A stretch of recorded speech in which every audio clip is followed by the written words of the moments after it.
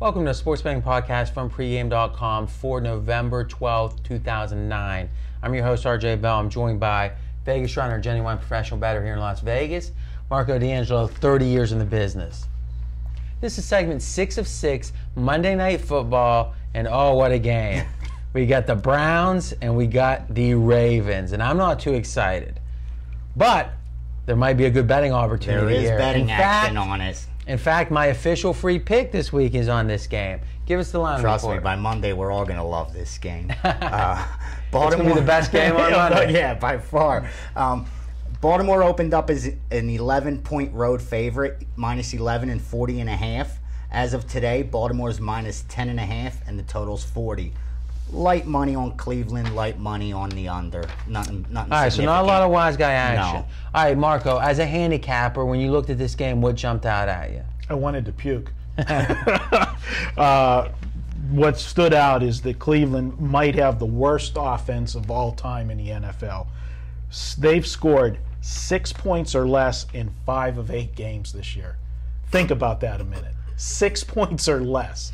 Well, I mean, you look at the stats, and in this day where bad quarterbacks complete 60% of their passes, and 2 for 17. Dude, they're ranked like 30th or worst in every statistical category. All right, so, but I mean, here's the point. That's easy. Yeah. You know, is Cleveland's defense. But though the key point is, Cleveland's offense isn't just bad; they're historically bad. Does that make you lean towards Baltimore?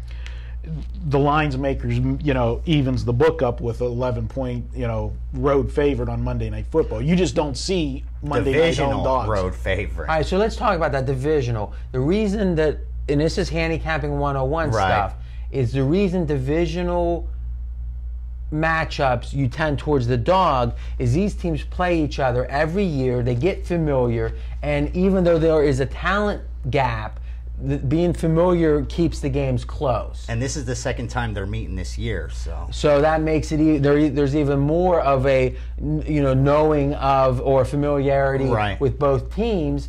And still, we're in double digits on the road, which means this would be a 16, 17-point favorite at home if Baltimore is home. And really, we haven't had a line over 16, 17 this year. So this Baltimore team is 4-4, but we have effectively about one of the biggest lines of the year. So they're certainly making you pay. They're making you pay. Absolutely. If you want to bet Baltimore. All right, as a capper, what jumped out at you, Vegas runner? Baltimore likes to beat up teams like this. They're 8-0 against the spread when they're playing teams with a losing record. Wait, did you take that from my sheet? No, but that's one of the things that you've made me concentrate a lot more on this year. All right. Teams that bully each other. I didn't put that factor in as heavy as I do now. He actually took it from my sheet. And that stuck out at me.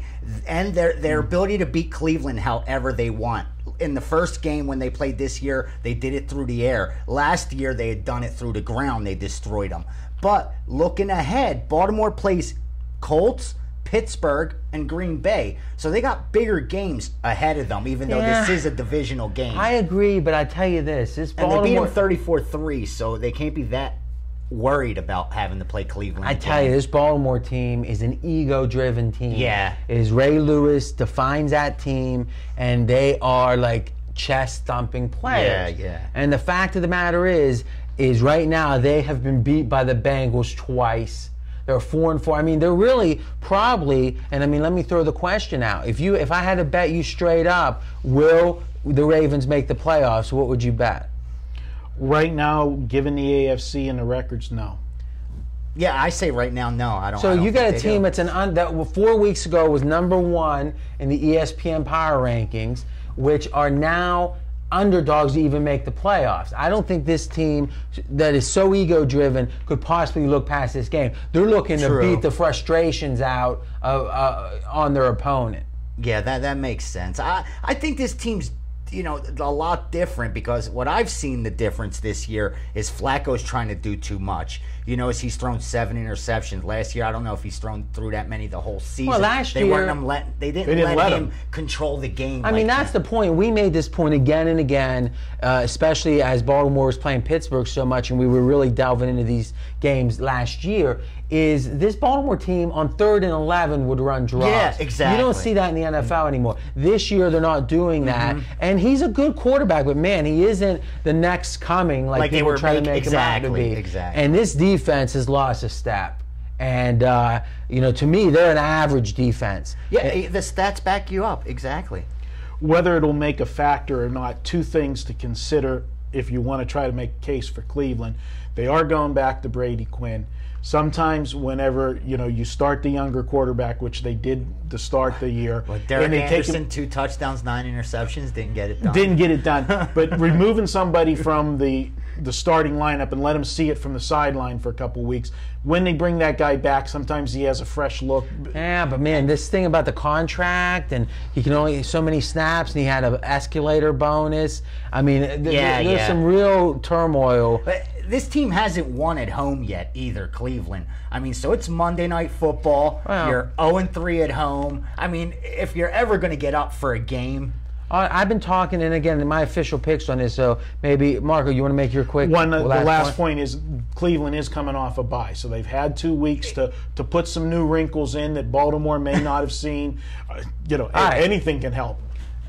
In general, in the NFL, what I like to do is I like to say, give me a bad team that isn't as bad as they seem. But you can't just say, give me the bad teams, because if so, you would just play the biggest 3 dogs every week, and in theory, you'd win. Maybe you would break even almost. I bet you can win 51, 52% that way. But the fact is, you got to identify and eliminate the bad teams that are bad for a reason. And this Cleveland team, the line hasn't even, as bad as people think they are, they've only covered 3 of their last 13 games. I mean, even we're getting double overnight. I mean, this team is horrible. Now, I'm going to do a sophisticated free pick here. I'm going under Cleveland. So you can bet team totals. And some of you guys out there may not be familiar with this. And right now, the number's not up yet. We're taping on Wednesday. We're projecting 14.5. So if you can get 14.5 or higher, my official pick is under the Browns will score less than 14.5 points. They'll be able to get that. And you can usually lay, normally 110 on that. And if you're just playing with your local and you can't bet this, you want to check out pregameaction.com and you can get all the best deals from the most trusted sports books out there. I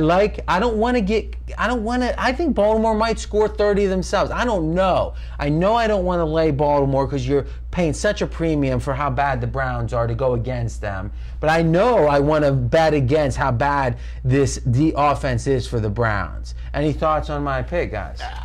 Brady Quinn, man, it's all what he's going to be able. Just so he doesn't. Well, that's the beauty. If he throws pick sixes, it doesn't even matter. It matter at all, exactly. You're going to find that number 14.5. Well, no, not 14. To me, 14.5 is the key. That's where the value is. Because the key number for over 2 scores. Yes, absolutely. Any other thoughts, Marco? I'm going to actually disagree with you guys. I don't think you're going to see a 14.5. I think it's going to come out 14 or 13.5. Well, if so, then it doesn't make any sense because when you do the mathematics and the way to figure out what Vegas is projecting the score is you take the team total, you subtract what the line is, then you divide by 2 and you add the line back into the favor, and then you can see what the projection is. So really, they're projecting this game at 15. To go to 14 is a heck of a statement, and to go to 13.5 would be insane. Yeah. So I mean, so maybe it will be 14 because the sharps might be looking at this. But again, if you can get to 14, and again, unfortunately, we're giving you guys a few days to digest this before the game. But some of these books are scaredy cats. Let's be honest. You got pro bettors like VR here beating them up, and it's something where they don't want to put those numbers out. So, and again, jump on pregame.com, go in the forums, and we'll be discussing this leading up to the game. All right, listen, great show this week, guys. 6 great segments. We'll be back next week with 6 more games. And remember, you can watch all of our videos at pregame.tv, or if you want to download and listen, just go to iTunes and search for pregame.com.